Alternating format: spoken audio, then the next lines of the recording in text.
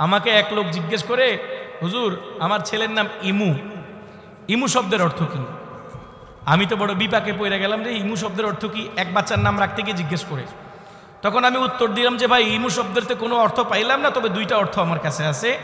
এক নাম্বার হলো চিড়িয়াখানায় পাইছিলাম ইমু পাখি, দুই নম্বর ইমু নামে আমার মোবাইলে একটা সফটওয়্যার আছে যেটা দিয়ে ভিডিও অডিও কথা বলা যায়। সে হাসতেছে। এছাড়া কি অর্থ হতে পারে? সন্তানের নাম রাখছে বেবি, বেবি শব্দের অর্থ হচ্ছে যে বাচ্চা। আচ্ছা, আপনি যে এই বেবি শব্দটা রাখলেন, যদিও বা এটা খারাপ না, কিন্তু ভালো কি আছে এখানে? এই বাচ্চা কতদিন বাচ্চা থাকবে?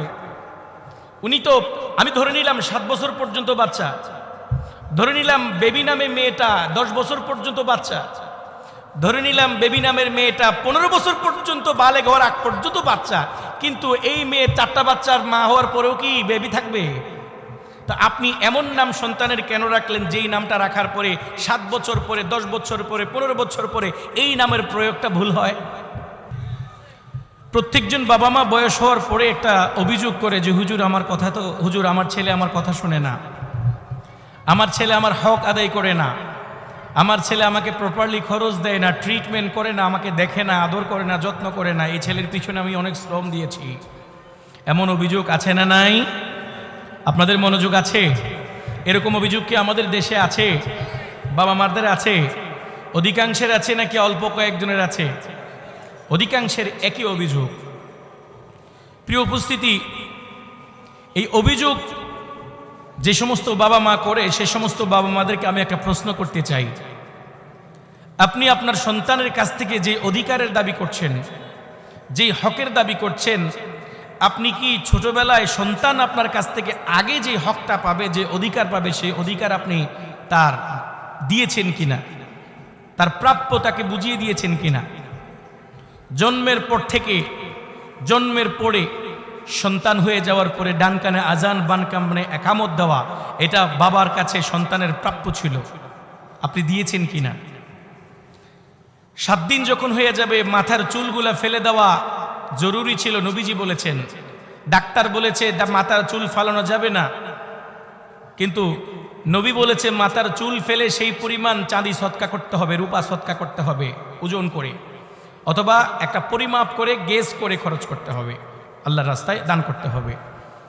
আপনি কি ডাক্তারেরটা শুনেছেন নাকি নবীজিরটা শুনেছেন? নবীজির কথা শুনে মাথা মুন্ডন করেছেন নাকি ডাক্তারেরটা শুনে চুল রেখে দিয়েছেন? 7 দিনের দিন আপনি আপনার এই সন্তানের হক আদায় করেছেন কিনা? 7 দিনে মেয়ে হলে 1টা, ছেলে হলে 2টা খাসি জবাই করে আকিকা করা সুন্নত ছিল, এটা প্রাপ্য ছিল আপনার সন্তানের, এই প্রাপ্য আপনি আদায় করেছেন কিনা? 7 দিনের দিন আপনার ছেলের 2 অ্যাঙ্গেল থেকে যে কোনো এক অ্যাঙ্গেলে নাম রাখা জরুরি ছিল। হয়তো আপনি কোনো একটা আরবি নাম অর্থ বুঝে রাখবেন, অথবা অর্থ বুঝে রাখতে না পারলে কোনো নবী, রসুল বা সাহাবীর নাম দেখে রেখে দিবেন, অর্থ দেখতে হবে না। এই 2 তরিকার যে কোনো এক তরিকায় সন্তানের একটা ভালো নাম রাখা সন্তানের প্রাপ্য ছিল। আপনি এই প্রাপ্য সন্তানের আদায় করেছেন কিনা? সন্তান যখন 2 বছর থেকে কথা বলা শিখে, আমি সবগুলা কথাকে গুছিয়ে দিচ্ছি সংক্ষেপে।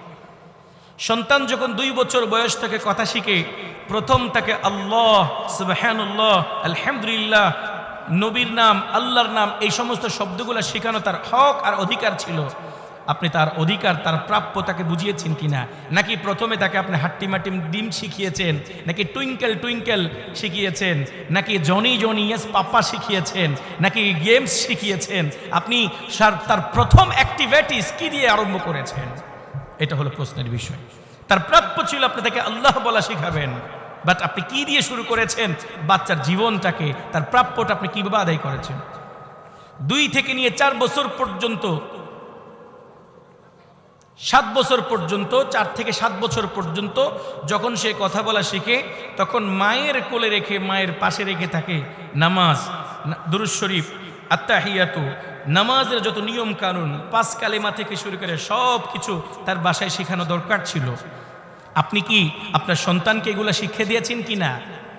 নাকি টেলিভিশনের 120টা চ্যানেলের কত নম্বর চ্যানেলে কি আছে সব সন্তানকে মুখস্থ করিয়ে ফেলেছেন?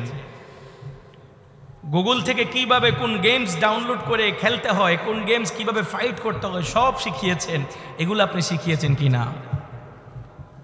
এগুলো সবগুলা সন্তানের প্রাপ্য ছিল। 7 বছর বয়সে নামাজের অর্ডার করার কথা ছিল, যে হাদিস আমার আগে হুজুর বলে ফেলেছেন। 7 থেকে নিয়ে 10 বছর পর্যন্ত আপনার পাশে নামাজে দাঁড় করিয়ে দেওয়ার কথা ছিল।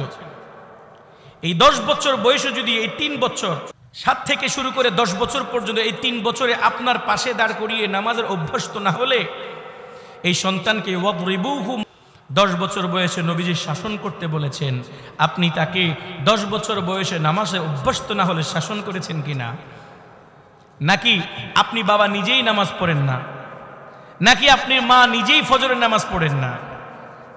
আপনি নিজেই ফজরের নামাজ পড়েন না, সন্তানকে কি শিক্ষা দিবেন? তাইলে সন্তানের যে প্রাপ্যগুলা ছোটবেলায় বাবা মা আদায় করবে, আল্লাহর কসম করে বলছি এই সন্তান বড় হওয়ার পরে বাবা মার প্রাপ্য আর অধিকার হক আদায় করবে। সন্তানের পায়ে আমরা কুড়াল মেরে দেই।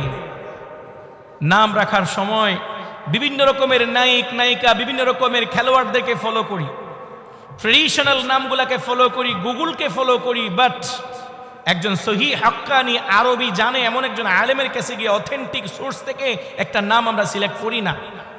বরং আলেমদেরকে বাসায় নিয়ে নাম রাখার সময় পাগল আর ছাগল বানিয়ে ছেড়ে দিই। এমন এমন নাম চুজ করে যেই নামগুলা গুগলেও খুঁজে পাওয়া যায় না, ডিকশনারিতেও পাওয়া যায় না। কথা বুঝেন নাই? আমাকে এক লোক জিজ্ঞেস করে, হুজুর আমার ছেলের নাম ইমু, ইমু শব্দের অর্থ কি? আমি তো বড় বিপাকে পড়ে গেলাম যে ইমু শব্দের অর্থ কি, এক বাচ্চার নাম রাখতে গিয়ে জিজ্ঞেস করে। তখন আমি উত্তর দিলাম যে ভাই ইমু শব্দের তো কোনো অর্থ পাইলাম না, তবে 2টা অর্থ আমার কাছে আছে। 1 নাম্বার হলো চিড়িয়াখানায় পাইছিলাম ইমু পাখি। 2 নম্বর, ইমু নামে আমার মোবাইলে একটা সফটওয়্যার আছে যেটা দিয়ে ভিডিও অডিও কথা বলা যায়। সে হাসতেছে। এছাড়া কি অর্থ হতে পারে? সন্তানের নাম রাখছে বেবি। বেবি শব্দের অর্থ হচ্ছে বাচ্চা। আচ্ছা, আপনি যে এই বেবি শব্দটা রাখলেন, যদিও বা এটা খারাপ না, কিন্তু ভালো কি আছে এখানে? এই বাচ্চা কতদিন বাচ্চা থাকবে? উনি তো, আমি ধরে নিলাম 7 বছর পর্যন্ত বাচ্চা, ধরে নিলাম বেবি নামে মেয়েটা 10 বছর পর্যন্ত বাচ্চা, ধরে নিলাম বেবি নামের মেয়েটা 15 বছর পর্যন্ত বালেগ হওয়ার আগ পর্যন্ত বাচ্চা, কিন্তু এই মেয়ে 4টা বাচ্চার মা হওয়ার পরেও কি বেবি থাকবে? তো আপনি এমন নাম সন্তানের কেন রাখলেন যেই নামটা রাখার পরে 7 বছর পরে, 10 বছর পরে, 15 বছর পরে এই নামের প্রয়োগটা ভুল হয়? ছোট্ট একটা কথা বলে আমি মূল কথার দিকে ফিরে যাচ্ছি। হযরত ওমর রাদিয়াল্লাহু তাআলা আনহুর কাছে এক লোক এসে বললেন, আমিরুল মুমিনিন, আমার ছেলে বড় গাদ্দার, ডাকাত, আমার কথা শুনে না, খুব ঘাটতেরামি করে, বেয়াদবি করে। হযরত ওমর জিজ্ঞেস করলেন, তোমার ছেলের নামটা কি রাখছো? সে বলে, আমার ছেলের নাম রাখছি জুউল। কি নাম রাখছি? জুউল। সাথে সাথে হযরত ওমর উত্তর দিলেন, তুমি 7ম দিনে তোমার ছেলের অধিকার নষ্ট করেছিলে, এই জন্য আজকে বড় হওয়ার পরে তোমার প্রাপ্য আর অধিকার তোমার ছেলে নষ্ট করতেছে। প্রিয় ভাইয়েরা আমার, এই জন্য সন্তানের নাম ঠিক মতো রাখা এটা বড় সন্তানের অধিকার। তো এই জন্য এখন হযরত উলামায়ে কেরামরাও পড়াশোনা করছে না, বাস একটা নামের রিকোয়ারমেন্ট আসছে, বাস গার্ডিয়ানকে খুশি করার জন্য রেখে দিচ্ছে না।